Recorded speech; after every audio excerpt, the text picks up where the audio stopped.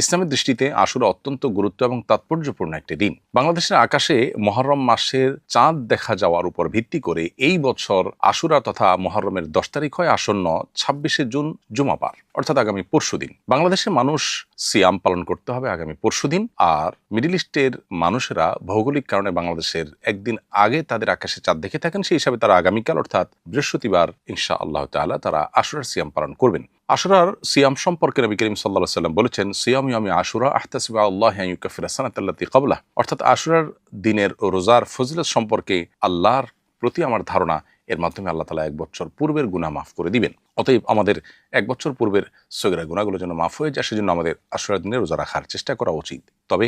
আশুরার সিয়াম একটি নয়, বরং মুসলমান হিসেবে আমরা 2টি সিয়াম পালন করার চেষ্টা করব, কারণ নবী করিম সাল্লাল্লাহু আলাইহি ওয়াসাল্লাম বলেছেন, খালিফুল ইয়াহুদ, ইহুদিরা শুধুমাত্র আশুরার দিনটি রোজা রাখে, তোমরা